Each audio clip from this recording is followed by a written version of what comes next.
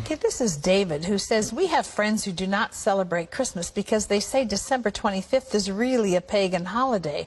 While I agree that Jesus may not have been born on December 25th, he certainly was born as described in the Bible. How do I respond to them? Well, in a sense, tell them they're right. You see, the winter solstice a couple of days later was the shortest day of the year, and the pagans had something called Saturnalia. And it was a time of lawlessness because all the laws were suspended. And people, a bunch of singers actually wandered the streets naked singing. And then they had orgies, sexual orgies. It was a mass thing. Well, when the Catholic Church came along in Italy, the Romans and others didn't want to give up their holidays. So they said, okay, we'll Christianize it. And so they said, okay, we'll say the birth of Jesus was the 25th of December. And then there was a monk who began to add it up. You see, if you read in Luke, it says there's a census taken when Quirinius was governor and so forth and so on. And they could take those leaders and figure the exact time dating from the foundation of Rome. And that's when the dates were established. And so they get pretty close to the date.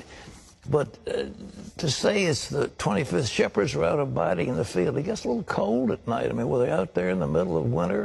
You know, I don't know. I've been out there on the shepherd's field on Christmas Eve. It's very nice. But it's cold. And nevertheless, I mean, what was going on? So all this business about mistletoe, pagan. Christmas trees, pagan. Giving out gifts, pagan. Every bit of it is pagan. Every single bit of it is pagan. We've Christianized it all.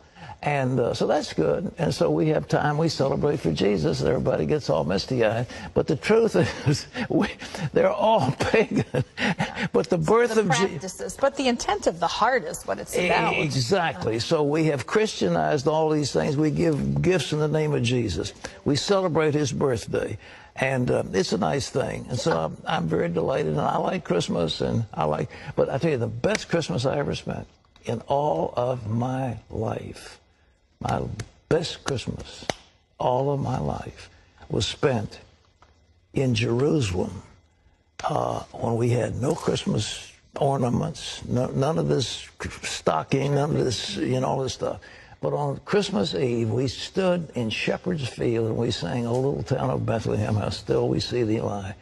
And the next day we had a service, and on Christmas Day we baptized about 50-some people in the Jordan River. That was a wonderful Christmas. Amen. All right. Okay, thanks for those questions. I hope I didn't shock you. I'm not being irreverent, but it's the way it is. So when you putting your tree up? Huh? I finally got one of those fake trees, and it's beautiful. It's already pre-lit, and you just plug those little joints in, stick it up, and plug them in, and all of a sudden you've got a riot of light. I like all the decorations. The Founder's Inn is just loaded with decorations. It's very pretty, but pagan. But all to celebrate Jesus. Yeah, but Christianized pagan. All right.